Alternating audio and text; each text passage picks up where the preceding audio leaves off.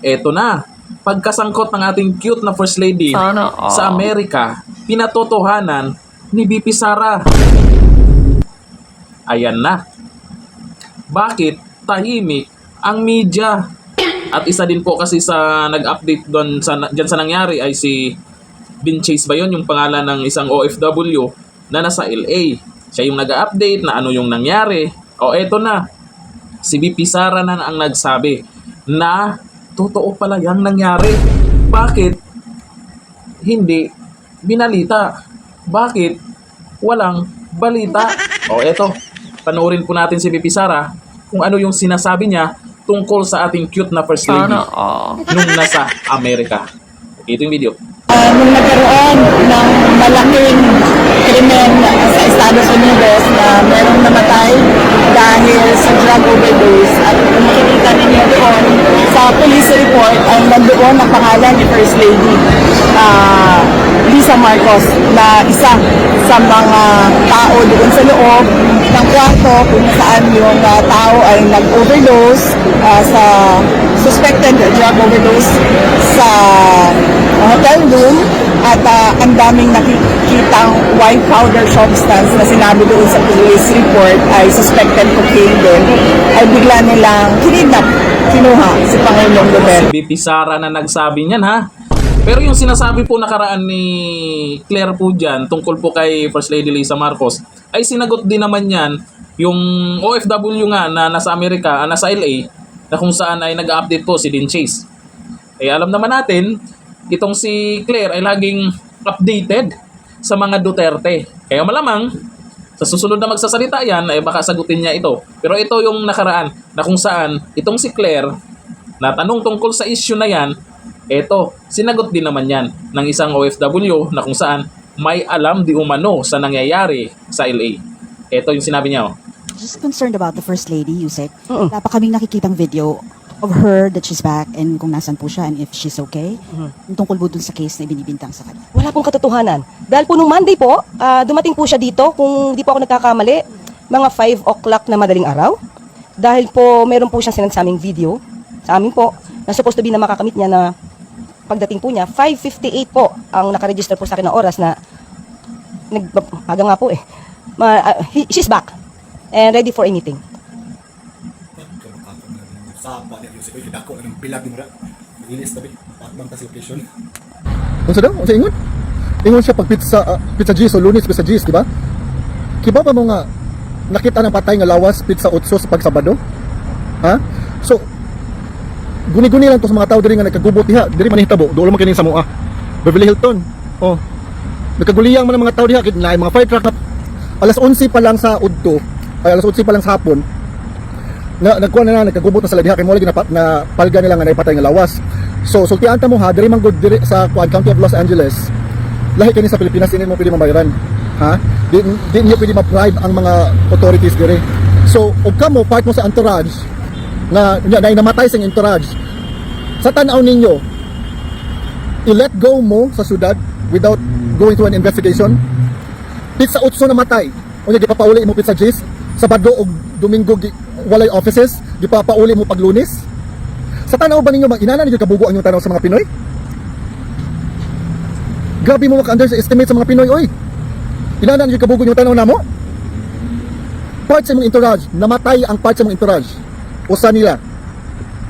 Sabado, pizza utso. Sabado, Domingo walay opisina. Pagka Lunes sa tanaw ninyo papaulion mo without going through an investigation. Unya pa jud pito ka oras pa jud later before ninyo gikuan gi-report sa authorities. Inana ninyo kabugo yung tanong sa mga Pinoy, no? Nya papuspose pa jud mo karon og kanang kuan kanang nana sa Pilipinas. Unya Ano nga ba ang katotohanan? Aba, siyempre dapat pagpapulburon test na yan, lalo na si Junior. Di ba? Pero hindi natin sila mapipilit eh. Ayaw eh. Kaya iniisip po ng iba na baka totoo. Pero ako naman, isipin na lang natin na hindi totoo. O, pagbibigyan na lang natin sila. Malay natin, ibang pulburon yung trip nila. Di ba? Sana Eh, all. tiwala din tayo paminsan-minsan sa ating cute na First Lady na yan. At si Junior, baka may ibang dahilan kung bakit hindi sila magpa-pulburon test, di ba? Baka ibang pulburon ang trip nila, ha? Ito, malaking ito. Malaking usapin din ito kasi si BP Sara nagsasalita na tungkol sa issue po ng pulburo na yan, nakaraan tungkol naman sa video. Nagsalita na rin si VP Sara at hindi lang yan. Yung kaibigan niyang si Amy Marcos, nagsasalita na rin tungkol dyan. Yung sinasabing lulong sa alam na. Ito yung katanungan niya na dapat sila yung makakasagot niyan. Si Junior at ating cute na First Lady. Totoo ba o hindi? Dapat mapatunayan sila mismo. Kung hindi, magpa-test po. Kasi panawagan po ng hindi lang ilan. Marami pong nananawagan dyan. Kung totoo ba o hindi. Kasi naman, kung ayaw talaga nila, isipin ng karamihan na totoo yan. Kung totoo man yan, okay lang ba sa atin na ganyan ang namumuno sa Pilipinas? Ganyan ang cute nating First Lady? Kung naman ganun siguro, di ba? Nakakaya din po sa ibang bansa. Kagaya niyan, nangyari po yung ganyang yung sinabi ni VP Sara sa Amerika. Alam ng mga taga-Amerika yan. Nakakaya, di ba?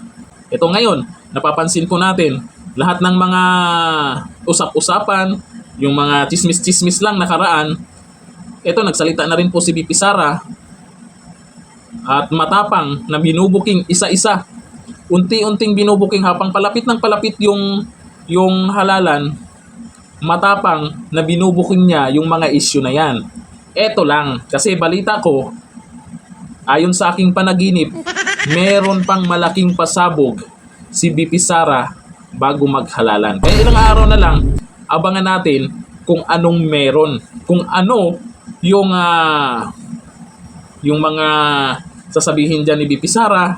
Kasi naman alam natin, pagdating ng eleksyon, pagkatapos ng eleksyon, ayun na, doon na pag-usapan yung pagpapa-impeach sa kanya.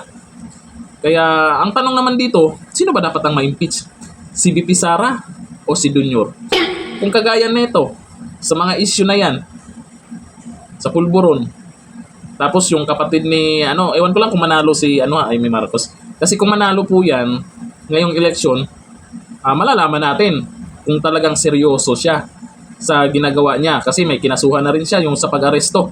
Dating Pangulong Duterte, may mga kinasuhan na siya sa ombudsman.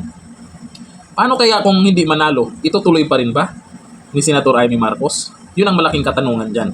Kaya napaka-importante ng eleksyon ngayon. Kasi ang magiging resulta sa halalan na to, yan yung magiging basihan pagdating sa impeachment ni VP Sara. Pagdating sa mga issue na yan tungkol sa budget. Kasi ando na yung kampi-kampihan. Kaya sa halalan, PDP laban. Lista nyo na yan. Sa page ko po, mayroong nakapin doon. Pwede nyo pong i-print yun. Oo po, para madala nyo sa yung listahan. Para hindi kayo malito. Kasi masyadong marami yung senador Para hindi po kayo malito sa senador, 10 po yun, PDP laban. Bahala na po kayo sa idagdag nyo kung sino po yung inendorso ba ni VP Sara o yung inendorso ni Tatay Digong, yung idagdag yung dalawa. At syempre, yung party list po natin, yung number 94, BH Bagong Henerasyon Party List. Hindi po tayo mabubudol dyan kasi dati na pong inendorso ni VP Sara yan at hindi pumirma sa impeach VP Sara. Prado ako na hindi mababayaran ang representative dyan sa BH Bagong Henerasyon Party List. May paninindigan yan. Di bali na mawala ng budget yan. Basta kung sino yung sa tingin nila ay tama, doon yan. Napatunayan na nila yan. Ulitin ko, number 94, BH Bagong Henerasyon Party List. Sa likod ng inyong balota, isa lang po yung i-shade natin para maging counted yung boto natin sa party list. Hanggang dito lang. Thank you. Bye-bye.